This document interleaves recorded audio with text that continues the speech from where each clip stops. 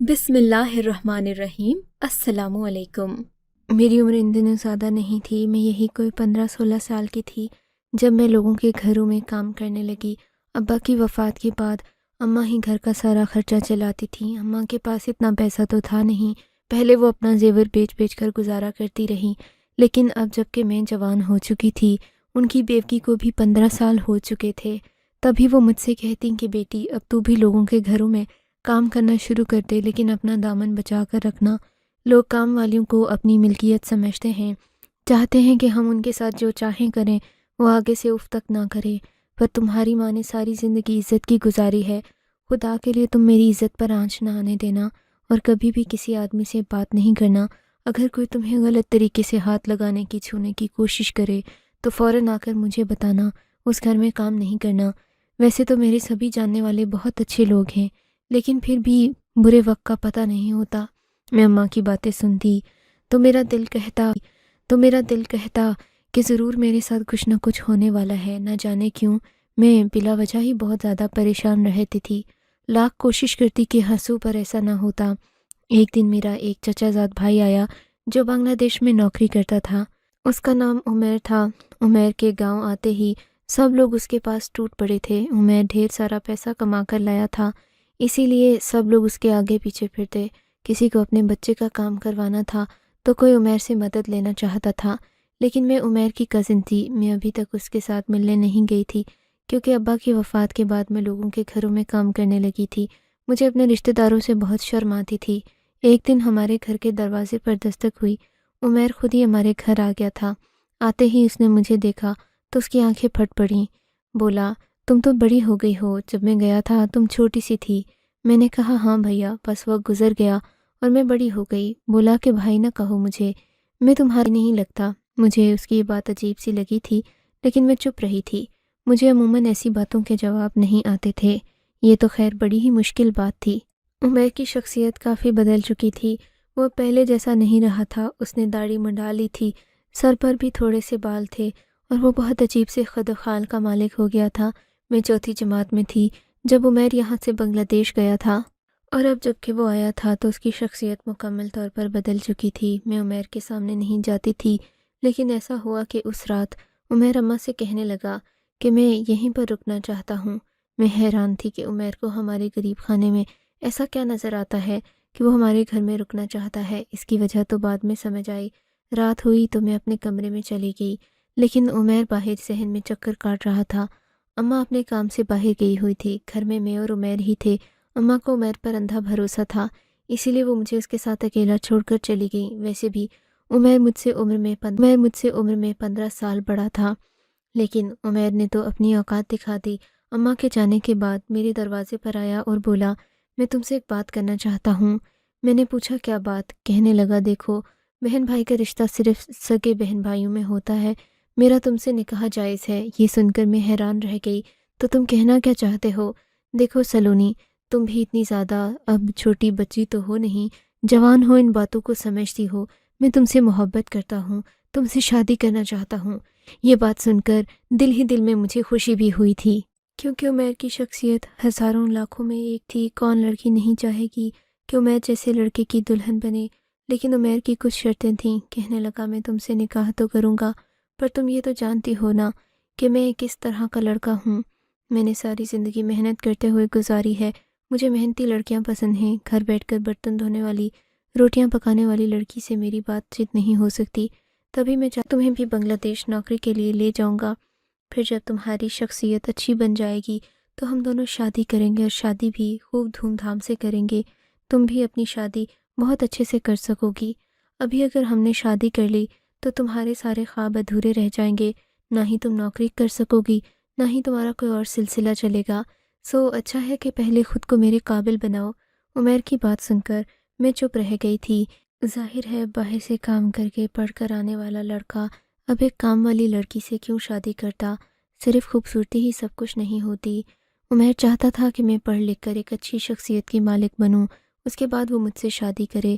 میں نے کہا کہ بالکل عمیر، یہ تو تمہاری مہربانی ہے جو تم نے مجھ جیسی عام شکل والی لڑکی کو پسند کیا۔ تم بھی جانتے ہو کہ میرے ابا کی وفات کے بعد ہمیں کسی رشتہ دار نے نہیں پوچھا۔ بس تب سے ہی میں لوگوں کے گھروں میں کام کر رہی ہوں۔ میرے لیے زندگی بہت مشکل ہو گئی تھی، لیکن اب تم نے مشکل ہو گئی تھی لیکن اب تم نے محبت دی ہے تو میں اس محبت کا بھرم رکھوں گی۔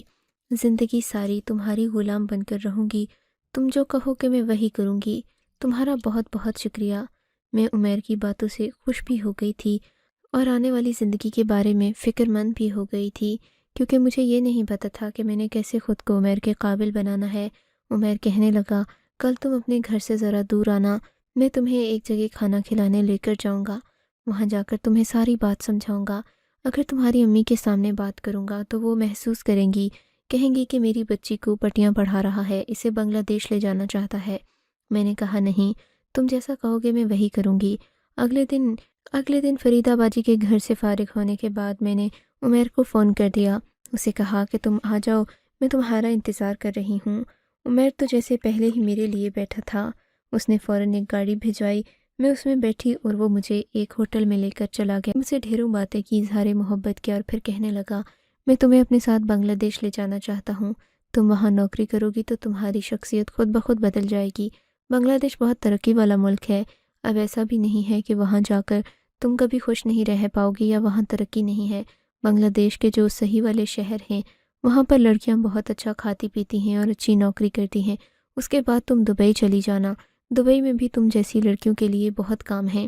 میں اس وقت اس کی بات نہیں سمجھی تھی، میں نے کہا ٹھیک ہے، تم مجھے لے چلو، میں تمہاری ہر صورت میں ساتھ دوں گی، مدد بھی کروں گی۔ کہنے لگا، پر اس کی ایک شرط ہے کہ تم اپنی ماں کو مت بتانا، تمہاری ماں کہے گی کہ میرا ایک ہی سہارا ہے، وہ بھی مجھ سے چھین کر لے جا رہا ہے۔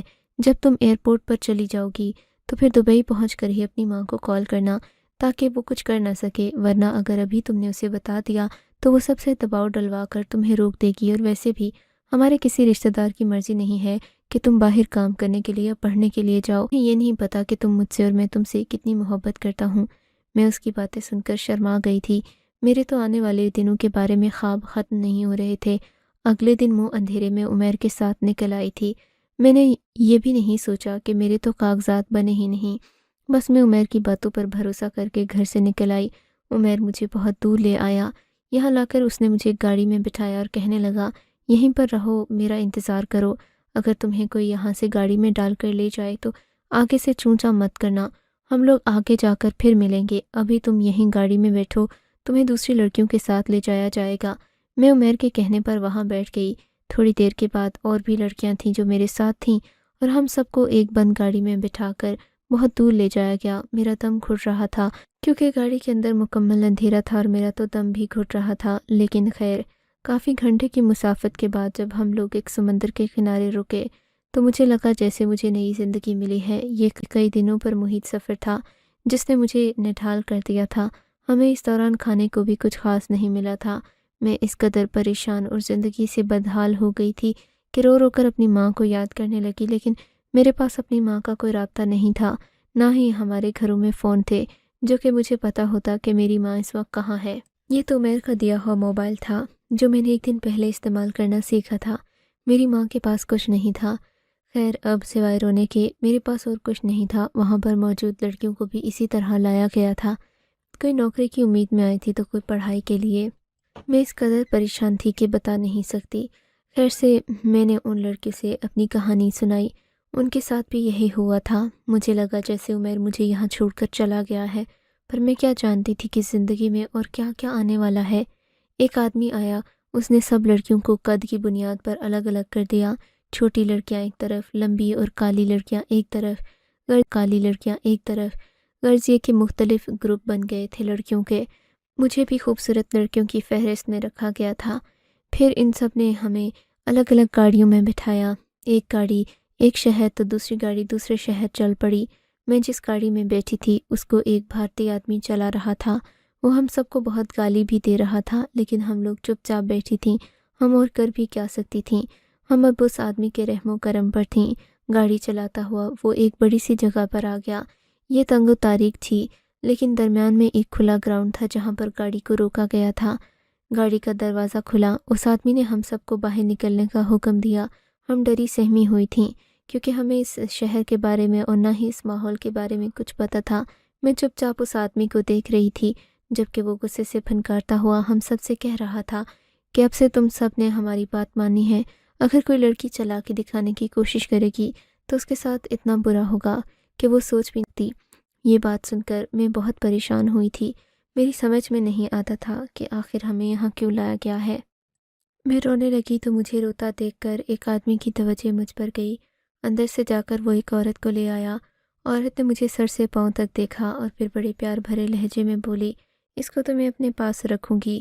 وہ عجیب سی زبان میں باتیں کرتے، ان کا اردو کا لہجہ ٹوٹا پھوٹا ہوا تھا، لیکن باتیں مجھے ساری سمجھ آ رہی تھیں۔ وہ مجھے اندر کمرے میں لے گئی۔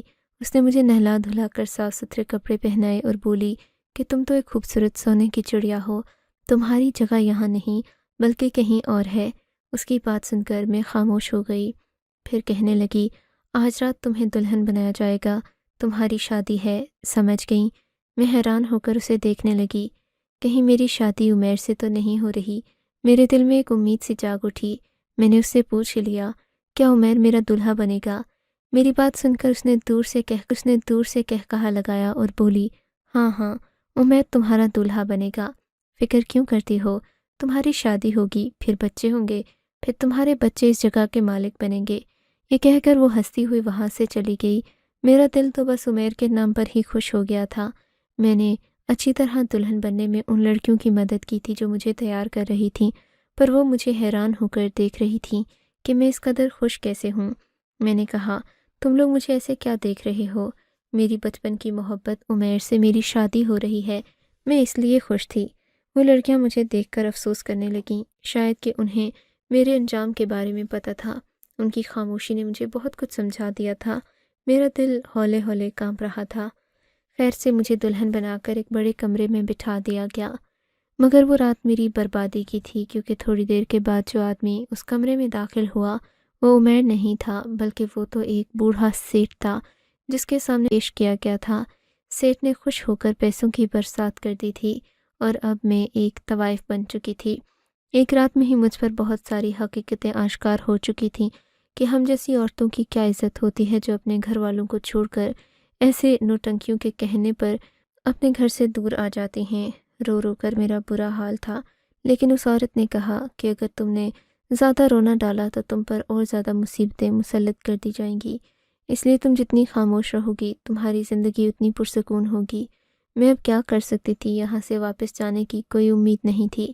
پھر ایک دن وہ ہوا جس نے میری زندگی کو ہمیشہ کے لیے بدل دیا، اور جو تھوڑی بہت آزادی میری زندگی میں بچی تھی وہ بھی مجھ سے چھن کر رہ گئی۔ ایک عورت آئی، کہنے لگی کہ تمہاری قیمت اب یہاں پر کم مل رہی ہے، ہم تمہیں دبئی لے کر جانا چاہتے ہیں، وہاں جا کر تم پھولوں میں کھیلو گی، ہیرے پہنو گی اور زندگی میں ہر طرح کی عیش کرو گی۔ یہ سن کر میں چپ ہو گئی۔ یہ کپڑے اور اس طرح کی چیزیں نہیں چاہیے تھیں، مجھے تو ایک عزت والی زندگی چاہیے تھی۔ اس رات مجھے دبئی کے لیے روانہ کر دیا گیا۔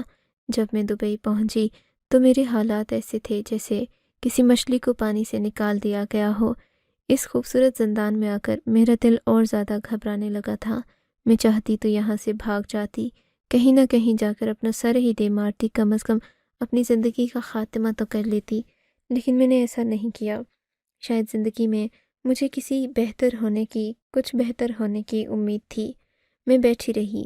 اس طرح مجھے ایک بہت بڑے ہوٹل میں لے جایا گیا۔ وہاں لے جا کر مجھے سب سے پہلے ایک ایسے کمرے میں بند کیا گیا جو کہ بہت زیادہ خوبصورت تھا۔ یہاں دنیا کی ہر چیز موجود تھی۔ میرے ساتھ ایک لڑکی تھی جس کا تعلق شاید بھارت سے تھا۔ مجھ سے کہنے لگی، اب سے جو ہم کہیں گے تم وہی کھاؤ گی، جو ہم کہیں گے وہ پہنو گی، اور ہاں تم پر روٹی اور سبزی تو بالکل ہی بند ہے، تم نے یہ چیزیں نہیں کھانی۔ میں حیران ہو کر اسے دیکھنے لگی۔ خیر سے اس دن سے مجھے روٹی اور باقی سبزی وغیرہ کھانے پر پابندی لگ گئی تھی۔ اب میں ایک ہی کمرے میں رہتی، مجھے مختلف قسم کی مشقیں کروائی جاتی، یہاں تک کہ میں بس پورا دن یہی کام کرتی رہتی۔ ان لوگوں کا کام میری جسمانی نمائش کو بڑھانا تھا، سو مجھ پر طرح طرح کے تجربے کیے جاتے تھے۔ اب میں کافی حد تک خوبصورت بھی ہو گئی تھی۔ یہاں آنے کے بعد سے میری زندگی بالکل بدل چکی تھی، کم از کم مجھ پر جسمانی تشدد نہیں ہوتا تھا۔ ایک دن ایک عجیب واقعہ ہوا جس نے مجھے میری اوقات یاد دلا دی، ورنہ تو میں خود کو بہت حسین سمجھنے لگی تھی۔ ہمارے ہوٹل میں ہی سبزیوں کا ایک اسٹال لگا تھا، سبزیاں بھی تھیں، کھانے کی چیزیں بھی تھیں۔ مجھے تو اپنا محلہ یاد آ رہا تھا جب میں نے ایک اسٹال پر کٹی ہوئی مولی دیکھی، جس کو ہم لوگ بھی اسی طرح کاٹ کر کھایا کرتے۔ میں پاکستان ہوتی تھی تو میں بھی ایسے ہی ریڑھی والوں سے کٹی ہوئی مولی لیتی جس پر مسالہ لگا ہوتا، مزے لے لے کر کھاتی تھی۔ یہاں پر ایک سفید قسم کی پلیٹ میں مولیاں کٹی ہوئی پڑی تھیں، انہیں دیکھ کر میرا دل للچایا۔ بہت دنوں سے میں پھیکے زیتون اور بہت ساری ایسی چیزیں کھا رہی تھی جو کھانے کا میرا بالکل بھی من نہیں چاہتا تھا۔ میرا وزن اب بہت ہی زیادہ اچھا تھا، یعنی میں نہ دبلی تھی نہ زیادہ پتلی تھی، بلکہ بہت ہی صحت مند طریقے سے میری نشو و نما جاری تھی۔ تبھی میں نے وہ مولیاں دیکھ لیں، میرا دل للچایا۔ میں اوپر والے فلور سے بھاگ کر نیچے فلور پر آئی، ان مولیوں والی پلیٹ پر جھپٹا مار کر انہیں اٹھایا۔ آس پاس موجود سبھی لوگ مجھے دیکھنے لگے۔ میں وہ مولیاں کھانے لگی۔ میرے پاس کھڑا آدمی مجھے دیکھ کر مسکرایا اور بولا، یہ ہیرا کہاں تھا؟ کس نے یہاں چھپا کر رکھا تھا؟ اس آدمی کی مسکراہٹ دیکھ کر میں سمجھ گئی کہ یہ مجھے کس نظر سے دیکھ رہا ہے۔ تبھی وہاں پر وہ لڑکی آ گئی جس نے مجھے کھانے پینے پر پابندی لگا رکھی تھی۔ اس نے مجھ سے مولیوں والی پلیٹ چھینی اور بولی، میں نے تمہیں 100 بار منع کیا ہے کہ ایسی چیزیں نہیں کھانی، یہ تو بنگلہ دیشی بھی نہیں کھاتی ہیں جن کے جسم اتنے لٹکے ہوئے ہوتے ہیں، اور تم پر ہم لاکھوں روپے خرچ کر رہے ہیں۔ ایک تم ہو کہ تمہیں اپنے پیٹ پر ہی قابو نہیں ہے۔ آئندہ کسی قسم کی سبزی یا پھر روٹی تم نہیں کھاؤ گی، جو تمہیں دیا جاتا ہے وہی کھایا کرو، ورنہ مجھ سے برا کوئی نہیں ہوگا۔ اس لڑکی کو دیکھ کر وہ آدمی میرے بارے میں فکر مند ہو گیا، بولا کہ تم لوگوں نے اس کو یہاں قید کر کے رکھا ہے کیا؟ جی سر، یہ تو ہماری پالیسی ہے اور یہ ہوٹل کی طرف سے ہے، ہم کچھ نہیں کر سکتے۔ وہ آدمی یہ دیکھ کر خاموش ہو گیا۔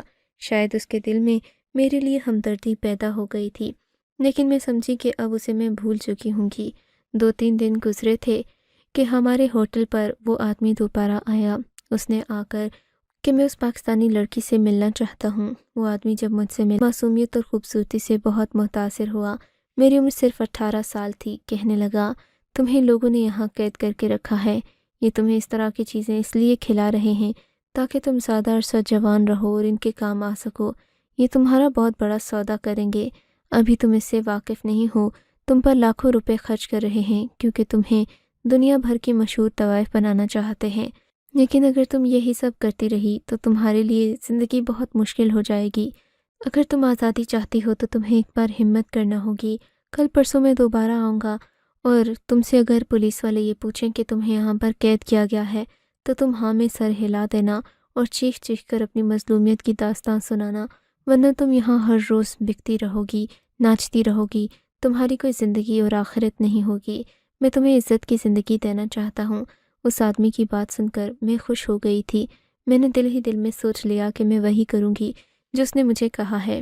دن کے بعد پولیس کی گاڑیوں نے ہمارے ہوٹل پر چھاپا مارا، ان کے ساتھ وہ آدمی بھی تھا۔ پولیس والوں کو اس لڑکی نے بتایا کہ ہم نے یہاں پر اسے ہر قسم کی سہولت دے رکھی ہے، یہ یہاں بہت خوش ہے۔ میں نے چیخ چیخ کر اسی طرح اپنی مظلومیت کا رونا رویا جیسے اس آدمی نے مجھے کہا تھا۔ سب لوگ مجھے حیران ہو کر دیکھنے لگے۔ شاید ان کی نظر میں تو میں غدار تھی، لیکن میں اپنے ساتھ وفا کر رہی تھی۔ میں یہاں سے نکلنے کے لیے سب کچھ کر رہی تھی۔ ان لوگوں نے مجھے وہاں سے آزادی دلوا دی اور وہ شیخ مجھے اپنے گھر لے گیا۔ وہ بہت ہی ہمدرد اور نیک انسان تھا۔ میں نے سوچا کہ اب میری زندگی پرسکون ہی رہے گی، پر یہاں آ کر بھی بہت ساری درد اور بہت ساری تکلیفیں میری منتظر تھیں۔ شیخ صاحب کی پہلے ہی 3 بیویاں تھیں، وہ مجھے اپنی چوتھی بیوی بنا کر لائے تھے۔ زندگی اگرچہ بہت حسین ہے، پر عزت کا احساس مجھے اب بھی نہیں ہوتا، کیونکہ شیخ صاحب بھی مجھے بس اپنی خواہشات پوری کرنے کے لیے بیاہ کر لائے تھے۔ انہوں نے مجھ سے محبت نہیں کی اور نہ ہی میرا خیال رکھا۔ میں آج بھی اپنی زندگی کے ان سنہرے دنوں کو یاد کر کے روتی ہوں جن میں نہ یہ عیش و عشرت تھی، نہ اس طرح کے کپڑے جوتے اور طرح طرح کے کھانے، لیکن سکون تھا اور عزت تھی۔ کاش میں اپنی ماں تک دوبارہ پہنچ سکوں۔